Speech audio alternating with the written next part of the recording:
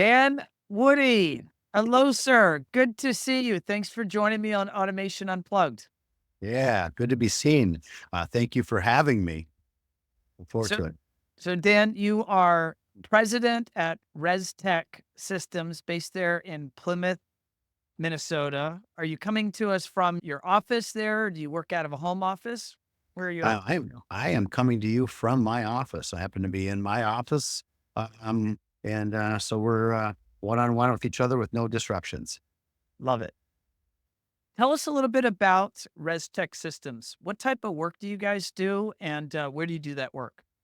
Very good. We're a full home and business technology integrator, and it encompasses a lot of things from the basics wiring in a home infrastructure cabling. Yes, we do TVs and speakers like everybody else does, but primarily we're a boutique type of organization with 15 employees that we're able to work on custom projects that are specifically designed around the client's electronic lifestyle and how they live. So it's everything to do with the lighting in the home. It's everything to do with the comfort and environment of the home with shading and thermostat control. And yes, it's for the entertaining aspect of the home and filling the spaces properly with music and lighting and the vibe that feels good. Enterprise grade networks are a backbone of what we do because nothing works in a smart home, if you will, if we don't have a good network and a backbone. So those are all part of what we provide, along with the security aspect through surveillance and security systems to protect the home and family, along with the green initiative, where we install solar, we install battery backup systems that run the house. So we're becoming greener and greener with how we're harvesting energy, how we're just doing the distribution of energy throughout the house. And then based on lighting and shades, really reduce our carbon footprint. So for the most part, we're all encompassing everything to do with electronic lifestyle is what we're providing. And we're primarily working on the west side of town here, primarily around Lake Minnetonka, where we're the high, as far as the clients, our particular group of clients, the high net worth clients that we're working with are going to be on the west side of town here primarily. We also do central Minnesota projects that are for second and third homes for our clients that have lake homes that can be as big as their home here in the cities, but they're a couple, 2, 3 hours away. Those are primarily our areas in Minnesota that we're working. And we also do outstate work as well in Wisconsin and other second, third homes that people might have down in Florida or down in Texas or New Mexico, Arizona. We have a variety of clients of ours that have second and third homes. So we'll travel wherever we need to, but primarily here in the Minneapolis, St. Paul area, along with central Minnesota, the lakes area, if you will, are where we're doing majority of our business. Love it. Are you from that part of the world, Dan? I am. I was born and raised here in Minnesota. So if you like four seasons, this is the place. If you like it 78 and sunny all the time, you might need to go to San Diego. Probably your best place. I was like, So you could have that part of the year here in Florida, but I think you need that's down up here. till April, and I think that's sometime after November your place. So it's one of those kind of things that been here my whole life, born and raised here. Feel blessed to have four seasons, believe it or not. Now, And let's be honest though, your summer season's pretty brief. But I lived in um, Minneapolis for I think you and I have talked about this in the past. I started my career out of Lutron and they put me up in Minneapolis. yes, true And story. and so I got my taste of the northern lifestyle. And it's a very short but active summer season. I can say I've never seen a local population embrace and enjoy their summer so much Yes. as the folks in Minnesota, or really Minnesota and Wisconsin, that whole area. And that's true. It's a very true story. So our official summer starts here July 4th. I was going to say it out loud. So something called Memorial Day is raining and it's right around Mother's Day. And there's really not much happening besides rain and uncertain weather. So we skip that first holiday. We jump right into July 4th and then we run July 4th until Labor Day. And we've already pulled out my dock, my lift, my pontoon's already in storage. And that's what happens here. Just what you said, a brief little stint of time, but we like to put 10 pounds of stuff in a 5 pound bag. And that's how we do it Now, you were telling me about some of your hobbies, and some of these hobbies are clearly Minnesota hobbies. One of these hobbies, I'll put it out there. You were telling me just before we started recording that and I haven't seen a picture of this, so you'll have to supply me a picture and my team will add it to the post show notes here. Sure. Me too. But you race muscle sleds from the 1970s. They're not modern muscle sleds, and I'm not sure what most people listening even know what a muscle sled is. So Yeah. please do tell. But you race them not on snow. That would be too normal. You race them on ice. Yeah. Just for most of the folks tuned in have no idea what we're talking about. Yeah. Well, very good. Well, I'll explain. So, with the 4 seasons we have here, part of this season is cold and frozen tundra here. Okay. Some people lay ice fish. They go drill a hole in the ice. They have a perfectly good lake. They drive out on it and drill a hole in it and stick a line down and try to catch fish versus being in a boat. You're going to do it in a fish house. I don't do much of that. So in the wintertime, I'm an avid snowmobiler. And so recreational wise, we put on a couple thousand miles a year with our new sleds that are 22s, 23s, 24s that are like a Cadillac CTSV. They're 270 horsepower, they're turbocharged, and they ride like a Cadillac. That's one version. So we didn't have any snow here last year, so we're going to move that to the side and hope that we have more snow this year. But when we weren't putting miles on our new sleds and covering the country, the upper Midwest, on the sleds, we turned to the next best option, which is ice racing on snowmobiles. We put them on a shaved track on a lake so they're flat because we're going to be going from 0 to hero in 3 seconds.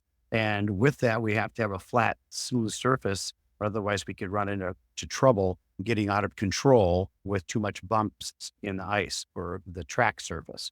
So part of what I do is this muscle sleds you referred to. So back in the 60s and 70s, we had this. I was just born in 69, so it isn't like I lived in that era, but that's when the muscle car era from GM and Ford and Dodge and all had these Camaros and Chevelles and Mustangs and Darts and Hemi Cudas and all these cool muscle cars from the 60s and 70s. So that's where the terminology comes from, is the muscle car era. Now we're dealing with the muscle sled era. So back in the mid 70s is when snowmobile racing from Yamaha, Polaris, Skidoo, Arctic Cat, were all these factory sponsored hot rod sleds that were really light and had a horsepower to weight ratio that was 35%. So there could have been a 100 horse motor in a 270 pound body, if you will. And so that horsepower to weight ratio has a tremendous amount of acceleration and fun associated with it. So we do the same thing with these sleds. So I have a Mercury Snow Twister, a 440. I got a 440 SRX Yamaha 77, and I got a 77 Blizzard 440. And those were considered the 3 top muscle sleds of that era. And I have 3 of those that we race competitively. They're all done from 0 to 500 feet or from 0 to 660 feet. And they'll do 100 miles an hour, 0 to 100 and 500 feet. And for anybody that's been on something older like that is screaming and you're hanging on and it's a blast. I love the endorphin. Terrifying. Sounds terrifying. I mean, no, I get excited. Sorry. I love the business we do. I really do. And it gets me excited, but there's nothing like drag racing in my world, whether it be on water with a fast boat or whether it be on a drag strip in a car or on a ice track on a sled. That's one of my things that really get me going. So Well, I love you it. mentioned it, so now I'm going to put it on screen here because you don't just race on ice and on No. snow. You also race. You drag Yeah. race on. I don't know. Asphalt. It's not a road. It's a racetrack. A It's- drag race on racetracks. We do, and it's called a quarter mile, and it's 1,320 feet. And so we're dead stop, and it's about the kind of reaction time when the lights are coming down, when you hit the button to go, how close to perfect, which is 0, 0, 0, which means the green light came on exactly as your tires broke the beam. That's called a perfect light, called a trip zips. And so if we can run between 0.010 and perfect, we're going to be competitive regarding the start, because you snooze, you lose. And on this particular case, there's a picture of my cousin and I, same kind of car. This is a green 67 Fairlane. Mine's a white 66 Fairlane. But those cars all run 10 seconds, low tens, at 130 miles an hour and 1,320 feet from a dead stop. And when you're looking at this particular picture, I'm looking out the window. Both these cars are actually coming down off their initial launch, where they were probably 6, 8 inches higher in the front end than what you're seeing. But what you do is you see blue sky. So you let the button go, it rotates, and all you're doing is looking at the sky and the clouds. It's a blast. And we ride a wheelie with it and set it down, and then race to the end to try to get there first, but not to go too fast. So people talk about drag racing being so simple. Hey, just pull up there and the light goes green and you hit the gas. No, that's not the case. There's a lot of process procedure associated with it, and making sure you're consistent of how you're doing your process and procedure, like business, like life in general. But once you cut a good light and you're off and running without going red, which means if you went too early, if you went red, it means you lost. But to go green, something better than 0, 0, 0. And then you have to race down at the end, but then we wheel each other down at the very end at 130 miles an hour to make sure I'm ahead of the guy next to me, but not too far ahead of him. Because if I go too far ahead of him, I might go faster than what I said I was going to go, which then causes me to lose. So there's a reaction time component at the very start of it. And then there's a wheeling each other, judging at the very top end at wide open throttle, trying to discern 12 inches of distance between the front of his or her car and my car at 130 miles an hour is not such an easy task. But To explain that, you had me at racing. I understand this is drag racing, so your Yep. car pops a pretty cool wheelie, and then Yeah, you I'd go say. down the strip super fast. Yep. I heard you say you run low tens. Correct. That's you're peaking at about 130 miles an hour. That's right. That just sounds very fast. It is. And It's fun. but I don't understand the end. You said if you go faster than you said you were going to go, you could lose. That's Do you correct. So, clarify that for me? yeah, very good. So what we do when we bracket race, you're identifying a time that your car is going to run, and it's called your dial-in time. And so if I say that my car is going to run a 10:20, and my particular opponent says his car is going to run a 10:50, he's got a little slower car than I do. And that's the idea of bracket racing. You can take a car that's faster than another competitor and have them start at a delayed time. Oh, So you end up at the finish line at the same time. Okay. So okay. I can start out sooner, and then I'm going to come catch you. But at the very end, we want to make sure I get to the finish line first without getting there too far ahead, because this distance in between means that you could go too fast. And when you go too fast, something called you broke out. You went too fast, you broke out, you ran a 10:19 versus a 10:20. And if the other guy ran a 10:50 and ran a 10:50 on his 10:50 dial-in number, he would win, even though I got to the finish line first. I got there first, but I went too fast. I said I was going to run a 10:20, but I ran a 10:19, and which means I went too fast and I lose. So it is not tenths of seconds or hundreds, it's thousandths of a second between winning and losing sometimes. So it's knowing your car, having a consistent car that runs the number each time. We're very close to it. And then we take the factor of weather into it. So I have a weather station that tells me wind speed, wind direction, humidity, dew point, corrected altitude, barometer, grams of water in the air, a whole bunch of different factors that cause the air to be either better, Yeah, different which densities in the air. That's going to affect your friction, which will that's, affect your speeds it doesn't, it affects the fuel air, and your fuel basically, burn rate. atomization. It does. It's the fuel atomization. So when it's full of humidity in the air, that means there's a bunch of water in the air. So when there's a bunch of water, it means we can't add fuel. And so fuel makes something go faster. But if there's no room for fuel in the fuel air mixture because water is taking that place, then we have to lean the car out, meaning we have to reduce the amount of fuel with it, increase the amount of air that goes into it to get a ratio that's happy with the atmospheric pressure and what the weather is. So I know it's a Just- lot. No, that's amazing. This is fast. I had no idea that's how drag racing worked. Yeah. And I'll be racing competitively next year on an NHRA circuit. So you'll see me on TV, FS1, FS2, Dan Woody out of Otsego, Minnesota, in his 67 Fairlane. I'll be rolling to the lane, and I'll be racing super stock next year at an NHRA level. So yeah. Yep. I think congratulations are due. What had to be true for you to be invited to be on TV and to have that status for racing? Just by having a car that can fit within one of 16 different classes in NHRA. And the class that I have for my blue car is called super stock.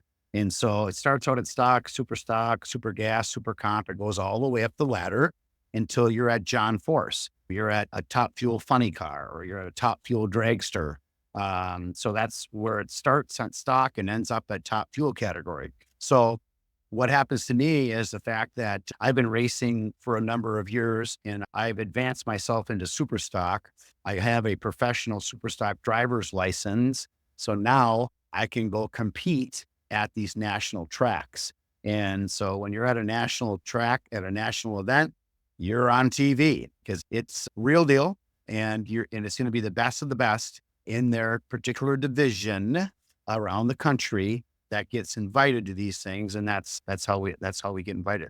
So by being there, by having a qualified car, by having a license, by getting grade points. Some grade points are about being at other national events that you've raced in that give you points so you can actually race in a national event. So you can't come off of having drag race since you've been in high school and somehow you get a car. They're not going to allow you to run at a national event unless you're a proven drag racer and you've gone to a variety of events that allow you to qualify to be able to participate. I know this is very much in the weeds, but I'm asking this question only because I'm very curious. Shoot. Yeah. I think I've watched TV and I've seen drag racing before, and I always had and maybe I've seen the funny cars, right? So the big wheels, the long cars. Yep. I thought that I always understood that they would turn the lights, you were allowed to go down the track, and the first one to finish was the winner. And is that true sometimes in some types of races? And that's different than the type of race you're describing, where it's defining the speed of your car in advance and then proving that you're hitting the speed of your car at the end of the race. That sounds like a different type of race. It is. And it's based upon NHRA class, what kind of class you're in. So Okay. in stock and super stock, the stuff that I run, it's bracket racing, which you will declare what you're going to run. When Okay. you deal with the pro events, which would be pro stock, it would be top fuel funny car and top fuel dragster. Those are first to the finish line. Those cars are running 330 miles an hour, 0.5 times faster than what I'm running in that same length of time. So those are the professional classes, pro stock, funny car, and top fuel dragster, that once it's about who gets to the finish line first, and there's no penalty or no disqualification for running too fast. So you have seen that correctly. And that's going to be on the professional categories, the professional drivers that are at the top of NHRA. I can appreciate the challenge of Yeah. you knowing your vehicle so well Hmm. with you probably have calculated this, but there's hundreds, if not thousands of things that need to go right every single race for you to nail the exact time that you've predicted. And that has to be in itself incredibly hard and frustrating and exciting to try to achieve All at the same time. And all at the so, same time. yeah.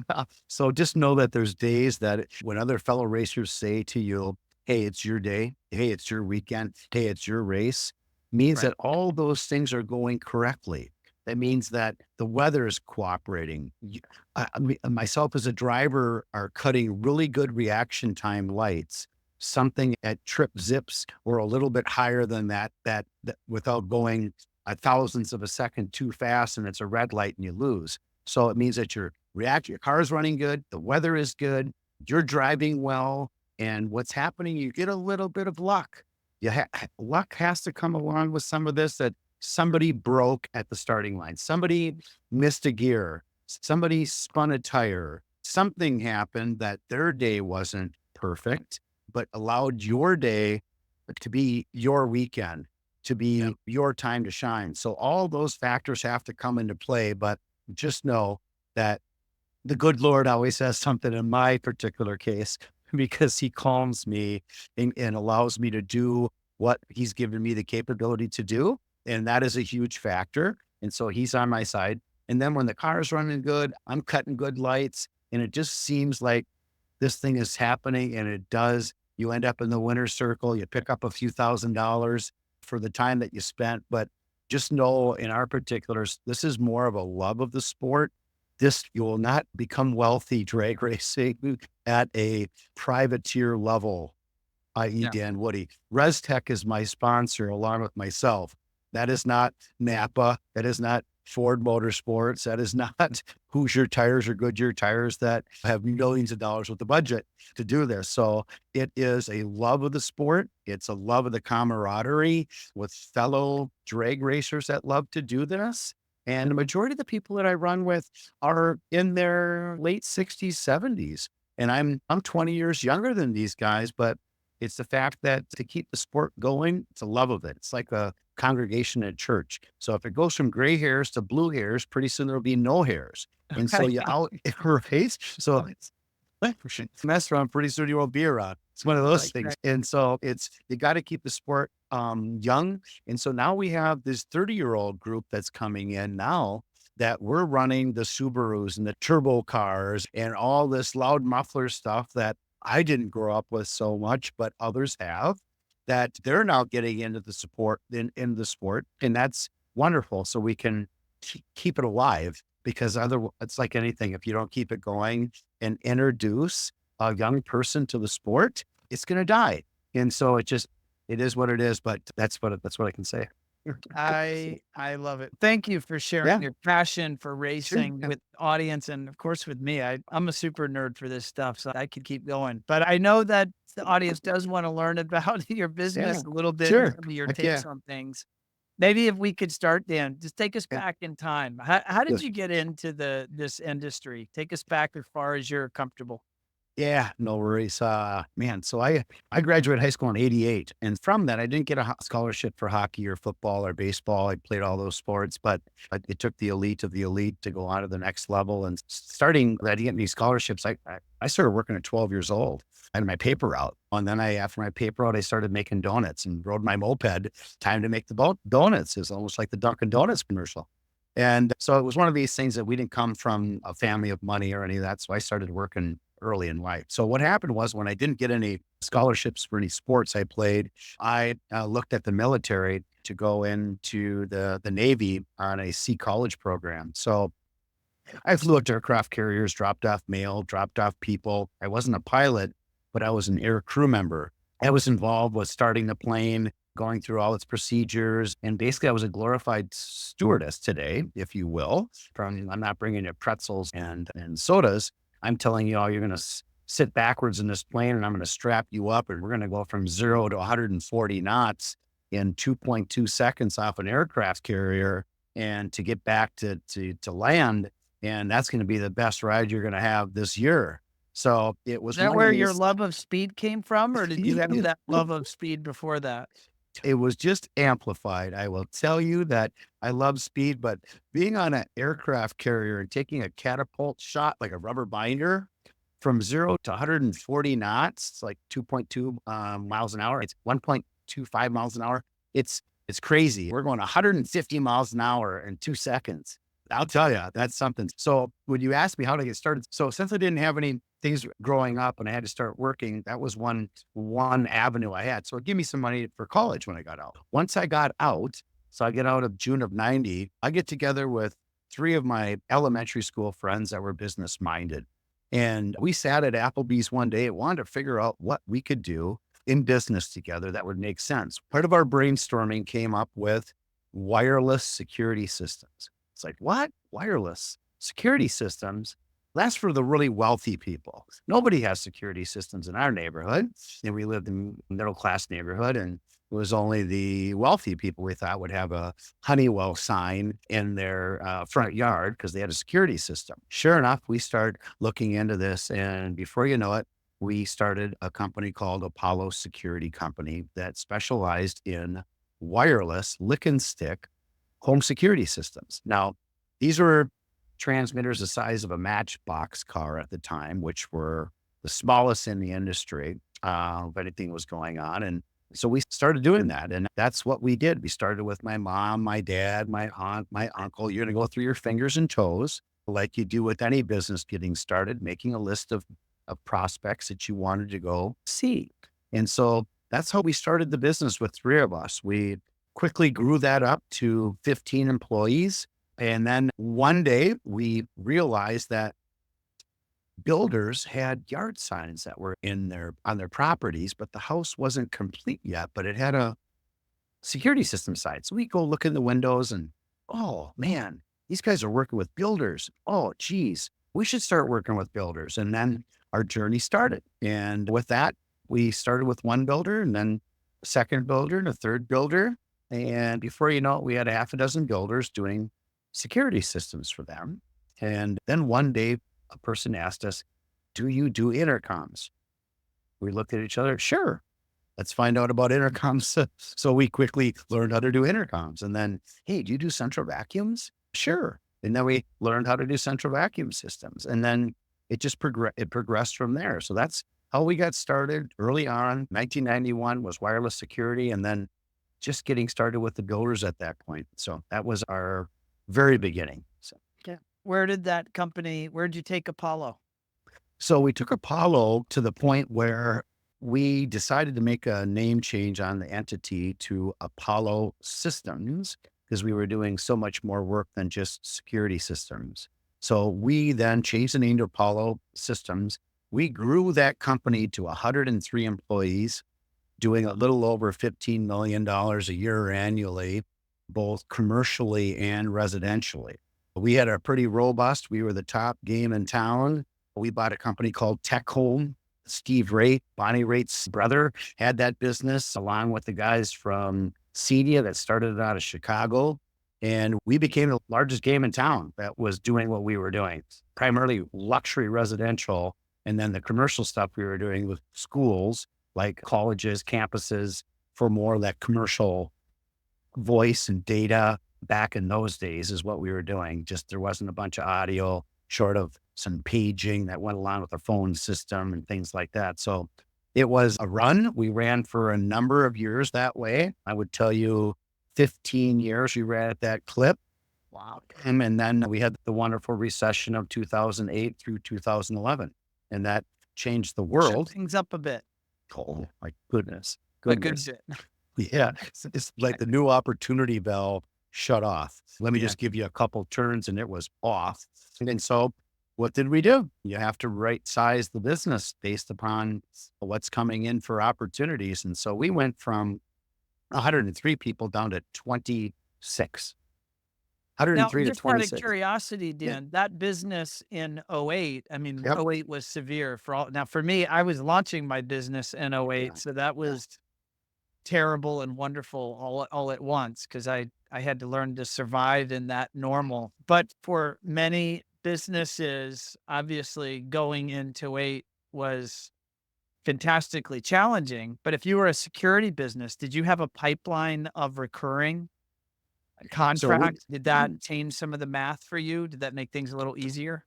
it did. And so we built based on the RMR model, the recurring revenue model, we had just under 5,000 accounts. And so when you built from my mom and dad, one, my aunt and uncle, two, three, so we built it up to just under 5,000 accounts. That produced $100,000 a month in revenue.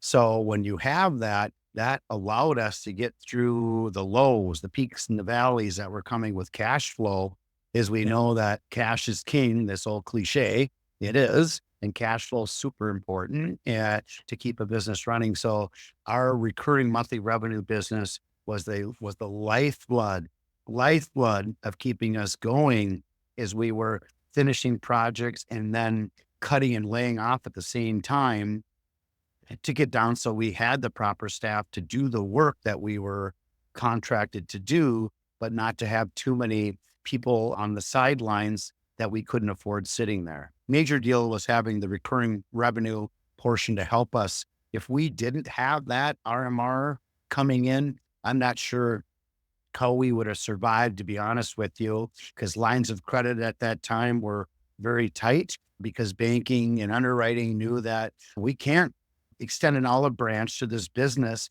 that has cut 75% of their working staff over the last year due to where we are in the economy. Without that, we would have been in tough shape. So it's finish, collect your money, get on to your next job if there's one there, or continue to cut and try to find a way to survive. And that's what we did. Did you continue through with Apollo Systems or what was the outcome of that whole '08 to 2012 economic pivot? Yeah. Yes. There was two of us standing at the very end. And so the two guys that started the business, myself and Dave Willis, were the last one standing.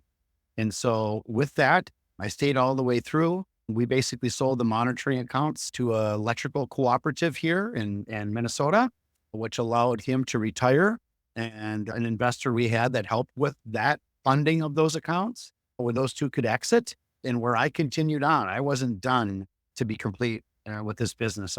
We were young enough and loved the business that we're in. We've been pioneering it in this market since wireless security system days, and I wasn't going to throw in the towel. So what we did was I was basically, my portion of this is I got the whole business. I got all the employees. I got all the inventory. I got all the accounts receivable. I got everything that was associated with it because I was going to continue. And so we did. And I had a team of 10 that came over with me that were with me about 20 years over at Apollo. And they were fully vetted with me. And they were true team members that wanted to continue. And they're still here today. And so that's been another 12 years since that time. Is taken place since 2012. We've come the gamut. And so it's one of these things, it's most all things are possible. Let's just say that as a baseline statement. If you're willing to do the work, if you're willing to do the sacrifice, if you're willing to tighten your boots up, if you're willing to go through SEAL team training again, then those that do the work are rewarded. But it's about work first, play second. This little cliche, geez, that's just obvious. It's buy low, sell high. Okay, no, but work first, play second. And so that is our motto here. It's a motto with my kids, with their schoolwork or anything. Let's get the work done and then we can play. There's no way we can ever get anything done if we play first and then decide to work. So where we think some of our younger people are at today, we'd like to get them turned around with doing the heavy lifting first, so they have the capability to enjoy the fruits of their labor and what they did. So that is, my military background gives me that drive. How I'm built gives me that drive. Starting working at age 12 gives me that drive. And so, part of that, I just try to lead as a coach here. And as somebody that's been there, done that, I'm never going to ask you to do something that I wouldn't do myself. It's the difference of the tail wagging the dog or the tail wagging the dog. Is the dog wagging the tail or is the tail wagging the dog? One way is effortlessly, the other way is super painful. And so we come from that mentality, and I'm very blessed that I got a good team that sees what we're doing and is steadying the course. And we're just trying to do it better and better on a daily, weekly basis, because that's what we should be doing, is progressing and learning and apply what we've learned and things like that. So it's how we continue and how we keep it moving. But I got a good team, and it's the dedication to our craft. It's a dedication to providing solutions for our discerning clients that deserve it. They've done the work, and now they're looking to make sure they can reap that reward for themselves and have some of those finer things and have the electronic lifestyle that they've been working so hard for. And we want to be the company that provides it and supports it. Tell me about your business today. We're in the early fall of 2024. Ah, What's the state of business like right now? Before we go there, like what's the size of the team, or approximately the size of the team Yeah. today? You've told us where you were in the past. So from where we were in the past, we're at 15 right now, plus a couple other part-timers that I have that work for us in and other markets. If they're up in central Minnesota or they're in Wisconsin, being part of HDSA, as you know, we have a network of companies nationwide that we can, that are like-minded, that we can lean on should we have out-of-state work. So, but I'm 15 plus a couple part-time is where we are today. What's happening, today? Well, we've had a slowdown for the last year and a half. So, where in 23, we were rocking come January to June, we were ahead of schedule by 25%, which is, a pretty good margin of being ahead of the race and planned. And so, the playbook. So what we have planned, here's our plan. We're executing, we're ahead. Come June of last year, all of a sudden, just what's going on with the new projects? And they continued to get delayed, was the word. But then we switched the word from delayed to they were on hold. And the word hold is something different. Delay can be a delay a month here, delay a month there, but they're going to get back on track. Maybe it was a product shortage because we had supply chain issues, if we all remember back. And you could have delays that way, but something being on hold is what we've been experiencing on our large projects over the last year and a half. I will tell you, 18 months has been the case that these $3 to $5 million projects, overall home build costs, they were with inflation and with, they don't need a loan per se for that level. They're pulling money from their investments they have or their financial portfolio. And so, but their interest rates are still a concern to them. But the biggest part was inflation. I would tell you that the cost of building that $3.5 million house now is up $500,000 more than it was last year that it would cost the people to hold. And they don't have to move. They've built their wealth where they can withstand the storm. And the storms is where the inflation is now. Rates are up. And of course, the uncertainty about who's in charge of the country comes into play big time. On election year like this, they're going to hold until after November and we can see what's going to happen moving into next year. Or they can determine whether to hold and not build through the winter months that are cold here and have heating costs and everything. Efficiency goes way down because it's cold. There could be 2 feet of snow on the ground. A wire, you're pulling it in the house and the wire's breaking because it's so cold. I mean, these are things that happen in the winter. So people would choose not to go through that pain and additional expense, and they'll just wait till spring. So that's what we've been dealing with now is over this last year and a half is the hold on projects. Again, they're not gone per se. They haven't left us. They're just on hold until some better pricing comes in all the way around on their home build. That's kind of what we're working with, but it's allowed us to then diversify a year and a half ago and start to do more commercial projects that had audio and video associated with them. Not large schools, not large colleges and plant work that has all this low margin cabling that needs to be done for voice and data and communication, but to more boutique stuff that it's an office warehouse type of basis. And they want all the services that we offer residentially, but they want it in this commercial building. But the services we're providing are very similar. They're just in a 10,000 square foot commercial building versus a 10,000 square foot house. Now there's different products that go in there, but it's still a project that encompasses a variety of our technology solutions, from Wi-Fi and cameras and access control and boardroom presentation and you name it. It all is there. So we've now been diversifying more into the commercial sector that has our types of technology offerings included in the scope of work. So when You we would have not, Dan, normally have gone after or pursued that type of work. Is that an accurate statement? it is, that's an How absolutely did you accurate know to do that a year and a half ago? as is it's cyclical. It's like this: when residential's up, commercial is down. When commercial is up, residential's down. So that kind of sine wave, and that wave has been this way for a number of years. And I've been through 4 cycles of things going not very well, wheels coming off of things, economy wise, if you will. And so I've been through 4 of those cycles. And so I wasn't going to miss it this time. We needed to make sure that we could look, and there was opportunities that were coming to me from commercial contractors that I personally have relationships with that are now doing things more than just remodeling a bathroom or remodeling a kitchen or doing something that wouldn't have a lot of our technology in it. Now they're redoing vacation resorts. Now they're doing it and working with tax credits and working with developments that need to be apartment complexes and low income housing that need access control, cameras, Wi-Fi. Those are all things we do. And so I looked at a couple of those projects and said, we can do this. There's no reason why we can't.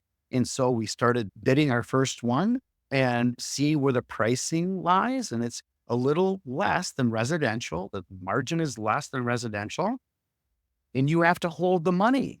That's the other part that's different than residential. You don't get the progress payments from your clients. So once I figured out how to build some money in for holding costs, once I figured out some better ways to bring some monies down, but still maintain margin, we were able then to start doing that type of work. And why? Because we needed to fill the gaps in between the residential projects. And it became actually familiar. We thought it was unfamiliar, but it's more familiar than you think. Why? Because we're utilizing the same types of technology, just in different settings. What are you forecasting as you look into 25, or let's just say post-election? Yeah. Survive through 25 is what I'm going to throw up. Is Through this 25 or until 25? through survive through 25. And so we're not here yet, right? So here we sit in September, right? And before you know it, 4th quarter of business is just around the corner. We're the 24th today, for crying out loud. So we know here come October 1st, we're in the 4th quarter of the game for 24. So what it's going to be is wrapping up your projects you have going, planting seeds for 25 for the luxury home tours, new projects coming up, and getting a good game plan of how we're going to finish as strong as we can for 24. And that's what's key. Get your hands on the wheel and take control of your business and take control of your market and what's going on. And what do I see to do is circle the wagons on projects that we've had bid, see where the clients are at to make sure we can see if they're ready to unhold, if you will, looking ready to release the brakes. And so they can start coming our way. So that is what our plan is back to see if people are still holding, or if they're going to go ahead and start moving in the process, finding new builders to work with at this time as well. Always, we don't want to run into a situation of who moved my cheese? Who moved my cheese? Right? So we don't want to fall into that. We want to fall into the fact of who haven't we spoken with this year that we have time now to go out and shake the trees a little bit. So 4th quarter is gather the stuff you have going on, shake some trees for some new opportunities. The ones that you have, plant them, water them, and get ready for what hopefully we're going to have a release of the brakes coming. And so I'm trying to gear up right now with adding another salesperson, adding another installer. So when these things happen, we're not sitting here with one hand behind our back wondering, hey, what happened? How come all this work is here right now? Where'd this come from? We got to be smarter on that. And so our job is to be aware, get the blinders off, get back focused about work turning back on. So you get ready. Okay. And so make sure your team is trained. How about this? Make sure if there's new areas you're looking to go into, like we did in commercial, that I had to get people up to speed on different things, that different product lines that they weren't used to. So this is the time to get geared up, get your team trained, get them conditioned for when this happens. We can pick that ball up, hold on to it, and not drop it, and continue to move forward with it. So it's what we're doing is the things I just said, and being prepared for what's next. What's next is what we plant and water to grow and continue on our marketing. No different what we're doing with One Firefly is trying to get to new segments, new builders, architects, designers, commercial people, our residential clients that are there, and just making sure you're being heard. And so they know who to go to when they're ready. And it's a huge thing. So it is work the problem, continue to work the problem, come up with creative ideas that other people haven't come up with. Don't sit back. We're going to roll right over the top of you. And then we're looking to implement more AI for what we're doing to get the efficiencies down, to have the things that we can provide better customer service. We can use AI through Fathom and through other areas to record meetings and help us understand, help us write proposals better to get the efficiency up. Because I'd rather, as we're training, as we're doing other things to get our staff up to speed, we need some help with the things that take a bunch of human involvement that maybe didn't need, that don't need so much human interaction right now. They do need it to verify before we press the send button. But the fact is to utilize more of the tools that are around us and be smarter, work smarter, not harder, and utilize where it's going before you get past that. Spoken like a true veteran that's been at this game for a while. This is clearly not your first rodeo, and everything you're saying is music to my ears. Amen. Yeah. We are right now, we're post CEDIA. CEDIA was last month. Yes. And actually, I guess a number of 3 weeks ago weeks. at this point. Yeah. Yep. And what were any big takeaways from you coming out of that show, either technologies or vendors or any action in the marketplace that's worth kind of ruminating on? Yeah. So what was the big takeaways? I would tell you the big takeaways from CEDIA this year were video walls, the affordability of 150, 200-inch walls, for commercial situations, or even for a residential home to have a 110 or 120-inch video wall that is $50,000 wasn't even possible 3-4 years ago, where Savant or some other Sony or somebody comes up with a 200-inch wall that's $500,000 or $1 million. So what we've seen is trying to bring large panels, video walls home to have them be Is it really replacing the projector and the screen, or does it replace the TV, or what's the application in your mind? That's good. Good. So it's both. So what happens is ultimately in well-lit areas, ideally commercially and stuff, you have to have a flamethrower for a projector to be able to see it in a room that's lit up.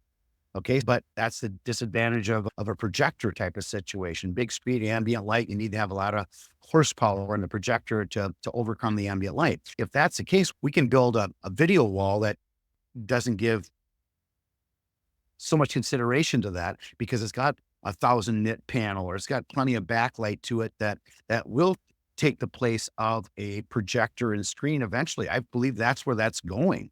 And when you have a 85-inch TV, for an example, that most manufacturers have, and now there's this 98-inch version, call it 100, right? That used to, when Sony came out, was a $55,000 or $60,000 piece that was a 100-inch set, and they were for the people that had to have the latest and greatest. Now, a 100-inch panel a couple of months ago was $5,000, $5,000. I mean, okay, so what's happening? Panels are going to stop at some point. You can't get the yield out of a panel, a single panel. So manufacturer-wise, slow bolt from China coming over, things get broke and you don't get the yield and we don't get the parts. So the cost continues to be high. We're going to see this with modular panels that are going up to create any size aspect ratio you want and any size that's going to be more of a viable solution moving forward in the future. That was a big thing. Big takeaways was video walls. The other thing is the operating systems from the control platforms, Savant, Control4, Nice, Crestron. What they're trying to do now is get into the fact of this is a Savant operating system. It's not just Savant. It's the Apple OS. It's the whatever it might be. It's the operating system. We're trying to coin that. So I'm finding more coining and trying to establish themselves as a whole home operating system, even though it has multiple flavors to it for the different things we're controlling. the baseline, the operating system is Savant, or the operating system is Control 4, or Crestron, whatever it might be. So we were seeing and hearing more of that language coming out. And then we were getting into the third takeaway was just more and more of the lighting fixtures. So we've been in lighting control for 30 years, but lighting fixtures we've been into for 6-7 years, actual fixtures themselves. So we're seeing more and more fixtures becoming readily available for different applications that allow us to work along with the interior designers, with the lighting specifiers, and we're a lighting specifier as well. But interior designers have a lot to say about that, and they have more control and influence than they might think. And so we're wanting to snuggle up with them more by having fixtures that they like and will work for the decorative aspect of what they were trying to accomplish, where we then can come in and provide that fixture where they can be involved on it. We can be involved on it. We know how it's going to respond in the room, the space. And so, and especially with our control system. So we were finding more fixtures that were available for us to introduce, to be involved in the conversation more earlier in the process. So those are about 3 takeaways that we gathered from CEDIA this year. Dan, you are on the other side of a pretty big surgery just recently. Yes. And I'm happy to see that you look well, you sound well. How are you feeling? What did you mind sharing? Kind of what you just went through?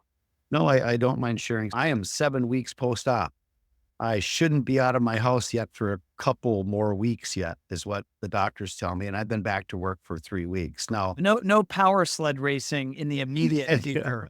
I was denied access to that from They my, locked the shed. they did. They just told me no. And I work pretty good under direction, especially when it comes from those that know. Yes. And so I can't drag race. So I was off on cars and stuff until the winter. I will be able to race sleds, but I was genetically born with a defective heart valve that I didn't figure out I even had one until I was 49 years old. And so we've been watching it for 5 years, and it progressively got worse. And so it was time for me to get this replaced. And so some people are born with I had a bicuspid aortic valve, and most people have a tricuspid, looks like a Mercedes-Benz symbol. Mine was a bi, which was 2, and they end up leaking is what they do over time. And so sure enough, mine started to leak, and which means it's a heart murmur. And I was getting slower and slower on my, I would get fatigued really easy. I'd get tired, just out of breath. You knew something wasn't right. And so sure enough, I went in and I got a new valve job. I got some new rings and pistons, and I am officially You're the best mechanic in town. yes, Dr. Amanda Stram, rock star. And she fixed me up and so gave me an opportunity at Dan Woody 2.0. And so I'm taking that opportunity, making changes. As business owners, we have a lot of stress that goes into everything we do.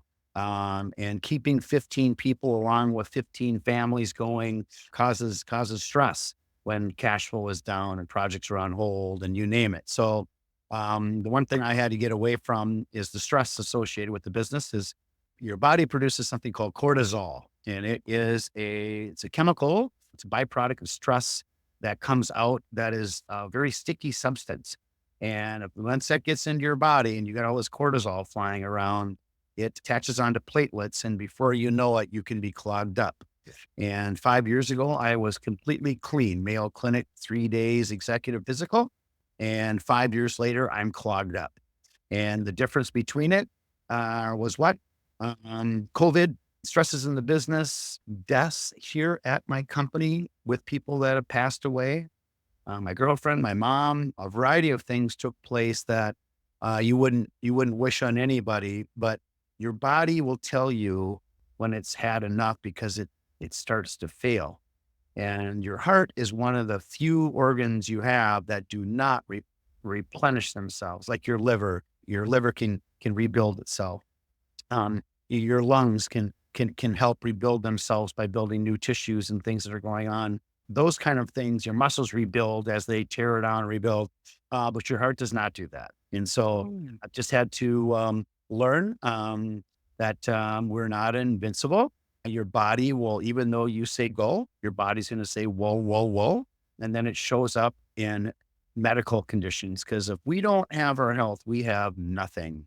Zero. You got nothing. If you got your health, you got nothing. I don't care what anybody says. When you're laying there in bed and you can't do anything, it just told you that you have nothing, because without your health, you can't do anything. I'm learning ways to work with that now. And so I don't end up in the same boat. How do you feel? I feel pretty darn good. I'll just tell you that right now. I got a second chance on life. So with that, I no longer fatigued. I have a pep in my step. And I know that one thing that you really have to take care of your body by proper exercise, eating, and rest. Here's the last part, rest. Your body needs rest. So if you don't give it any rest, the thing is a jalopy. Okay. It coughs, farts, it just squeaks. It doesn't drive right. And that's what happens. And so, super important to focus on the big rocks, and the big rocks are your faith, your family, your health. The business comes along with that, and you'll treat people better because you feel better. And I would just say that out loud. That's how am I feeling? I'm feeling pretty good. I'm feeling pretty good about a second chance, and now not to fall into the same work habits and the same stressors that I once was doing, because it affects. So. Well, that's great advice for everyone listening, to really understand what's important, and you have to take care of yourself in order for you to take care of others. So Put your own mask on first before assisting others. We've all heard it. that's amazing. Dan, it's been awesome having you on Automation Unplugged. I want to understand what handles or what directions you would give to those that are listening or watching, and how they could get in touch with you or to learn more about your business. Absolutely. So best place is just head to my website to get a feel of who ResTech Systems is. Just RES, the word tech, and the word systems.com. You can see everything we've done there. You can reach out to me personally on an email. It's Woody, my last name, at restechsystems.com. To me personally. So you got my website, you got me personally. Phone number wise, you just call my shop. Area code 763-710-5700. And one of those ways you will definitely get in contact with me. Email is probably the easiest. And once you get to know me, you'll have my cell phone and we can talk anytime you want. Dan, thanks for coming on the show, my friend. Sure. Appreciate you, Ron. Have a good day.